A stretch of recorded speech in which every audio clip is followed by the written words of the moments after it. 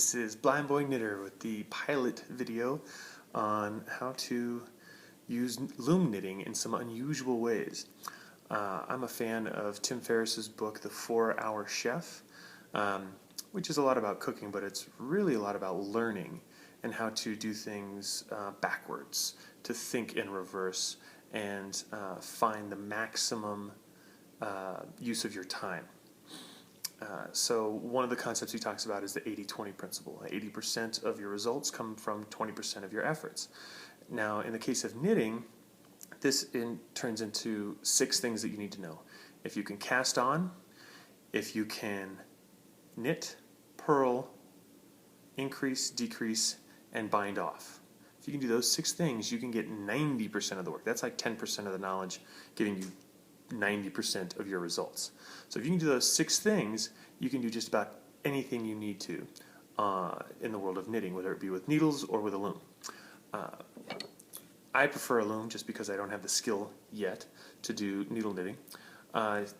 These little plastic ones are great. They come in a variety of sizes. The problem with them is that you are locked into making a cylinder. This removes 1/3 of what you need to do to produce your final result, which is increase and decrease. It is very difficult to do increases and decreases on this. Now I've seen some decreases where they start to skip pegs, knit them off, move them over, and you do a decrease on like a hat. But as you start to increase your length between these, you start skipping pegs, you start to really increase the size of your stitch. And that can be decorative and that can look great, but if that's not what you want, it can be infuriating. So how do you do that? Well, I'm also a fan, my favorites are these authentic knitting boards. They're great, they come in a lot of variety of sizes. You can do flat panel knitting with just these little things, do the whole rake method. Then you can take, in this setting with these 1, 2, 3 blocks, let me show you this, why they call them that. This is a 1 centimeter by 2 centimeter by 3 centimeter block. It's a 1, 2, 3 block. Gives you 3 options. And when you put it in there, you can weave back and forth, knit those off, and get a double thick panel. But again, it's made for flat knitting. Then you take this setting and you throw in these little spacer bars, and you have a lot of adjustment on what size you want to make. So is that a really small sock, or you want to get up into a beanie or whatever? But again, the problem is increases and decreases. Now you can decrease fairly easily, shuffling these down, and just move this, and it'll do what you need to do. But if your pattern calls for decrease somewhere up in here, then you got to shuffle all of these pegs down before you can move this. And forget trying to increase on it. I've tried it, and it's just too tight. I can't make it work. If somebody knows how to do it, let me know. But it just doesn't work for me. So what I like to do, again, thinking backwards, Tim Ferriss style, is to take the 1 centimeter block, the narrowest gap I can get, and I knit in the round here. And I can do 4 stitches around, and I can increase all the way up, and this is the all-in-one 18-inch loom. I can go up to 96 stitches in the round without having to manipulate or fuss with my loom at all. I can just do an increase all the way up, and I can decrease all the way back down. So I can make a huge elf hat, like a Santa-style hat. Christmas just passed, so we were looking at kind of some of those things. You know, doll dresses that are, you know, what is it, you know, Night Before Christmas, or The Grinch Who Stole Christmas, Susie Whoville doll dresses that are big triangles and perfect cylinders. You can make cones, you can make hourglasses, you can do anything you want. You're not stuck in the cylinder setting with this. Now, the first thing everybody's going to start to complain about, they're going to look at me, I can hear it already, is, well, Tobias, the distance between these 2 pegs is so much bigger than the distance with the rest of these pegs. And that's going to change your stitch pattern. And I thought that was true. I really believed that. So what I ended up making was a 5mm spacer block that I put in here. And that made some great stitches, but this gap for the fabric to feed through was way too small, and I couldn't fit it out. And it was just a pain in the butt. So I figured, what the heck, let's try it. Let's do it anyway. Let's break the rules. Okay? I'm going to do the opposite of what the experts say, and it worked. Okay? This worked. I got perfect stitches. This gap didn't make a big of a difference once you stretch, work, and rest your fabric.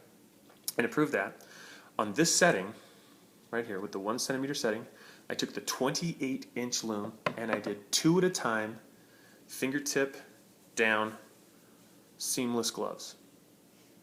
Okay, I made these doing that. And here, you can't see it, and that's my point, is this is the long stitch that I'm calling. I'm going to call this the long stitch between these two versus your regular stitch, which is all of these. So during the long stitch, it goes all the way down.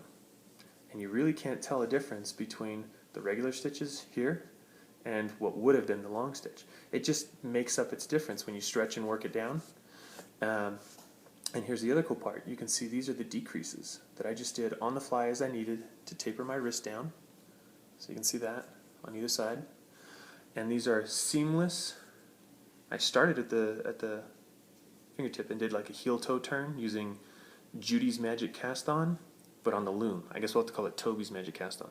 I'll make a video and show you how to do that. And so I'm going to go through a progression. We're going to start with how to use unusual knitting using flat panel, flat looms to knit in the round.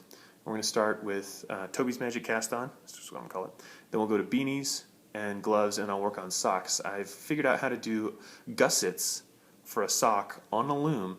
I haven't figured out the heel flap yet, and that's mostly just because I don't understand how the heel flap connects to the rest of the sock in regular needle knitting. As soon as I figure that out, I can apply it to the loom.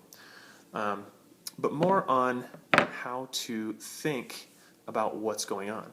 If you understand what is going on when you throw a stitch, you can really start to discover a lot on your own without any instruction. What I started learning was what is a knit stitch and what is a purl stitch and how does it actually look? How does the fabric interact with itself? It does this loop thing, it matches up how it matches up. And I was learning about I think it's the stockinette switch pattern, is where you knit a row and purl a row, and that becomes reversible.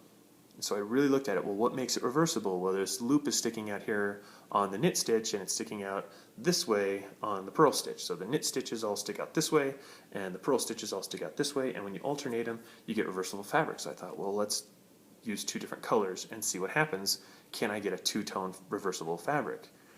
And now this isn't new. I didn't invent this by any stretch of the imagination, but I was able to figure it out because I understood what was happening. Not just throw a knit stitch, throw a purl stitch, and call it good. It's, well, what are they actually doing? So I tried it.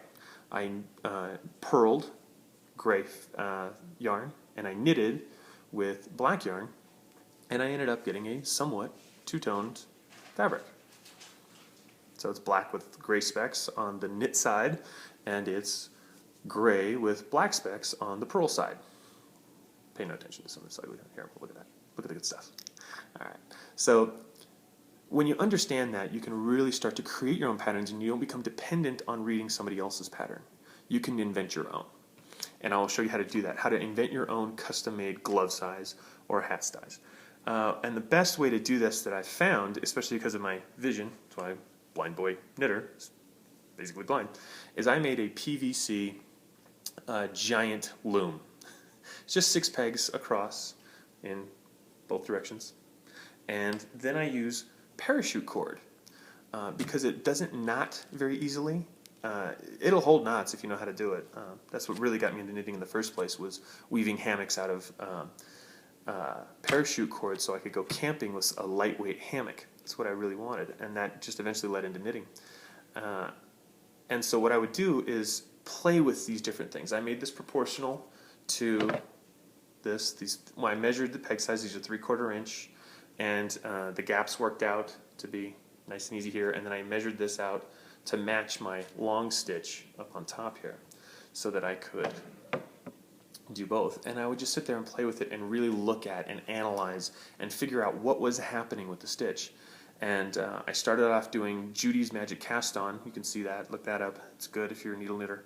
And I just used my fingers instead of knitting needles, and I did Judy's Magic Cast On, and I sat there and I played with sliding them off onto these pegs one at a time in different ways.